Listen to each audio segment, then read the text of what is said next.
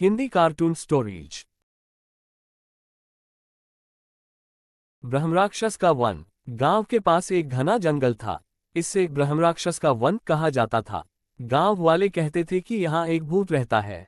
कोई भी इस जंगल में जाने की हिम्मत नहीं करता था। एक दिन अर्जुन नाम का एक निडर लड़का जंगल जाने का निश्चय करता है। अर्जुन को रहस्य और रोमांच बहुत पसंद थे। उसने अपने दोस्तों से कहा, चलो इस जंगल का पता लगाते हैं। मगर सबने मना कर दिया।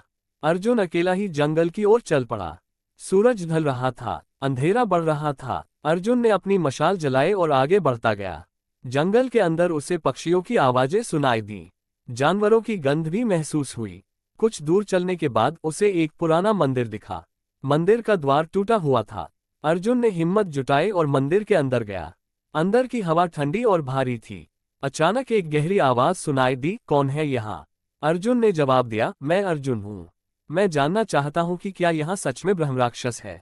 तभी एक काले धुएं से एक विशाल आकृति प्रकट हुई।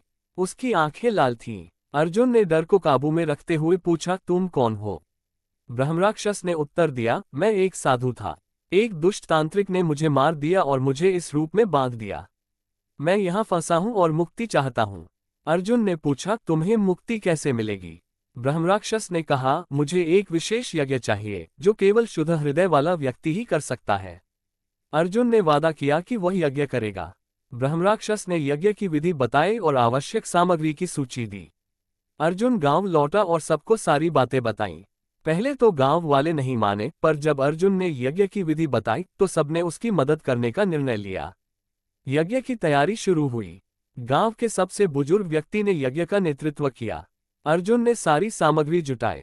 यज्ञ के दिन सब लोग मंदिर के पास एकत्र हुए। अर्जुन ने यज्ञ की शुरुआत की। यज्ञ की अग्नि प्रज्वलित हुई। वातावरण में सकारात्मक ऊर्जा फैल गई। यज्ञ के अंतिम चरण में अर्जुन ने ब्रह्मराक्षस को पुकारा। ब्रह्मराक्षस प्रकट हुआ और यज्ञ की अग्नि में समा गया। उसकी भयानक आकृति धीरे धीरे एक साधु की पवित्र आत्मा में बदल गई। साधु ने अर्जुन को आशीर्वाद दिया और धन्यवाद कहा। साधु की आत्मा स्वर्ग की ओर चली गई।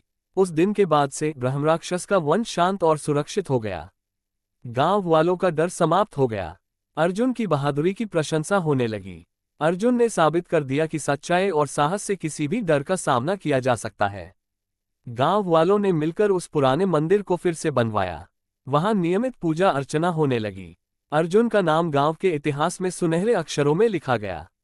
उसकी कहानी पीढ़ी दर पीढ़ी सुनाई जाने लगी। अर्जुन की बहादुरी ने न केवल ब्रह्मराक्षस को मुक्ति दिलाई बल्कि गांव को भी भयमुक्त किया। अब वह वन गांव वालों के लिए एक पवित्र स्थान बन गया। अर्जुन की कहानी हर किसी के लिए प्रेरणा का स्रोत बन गई।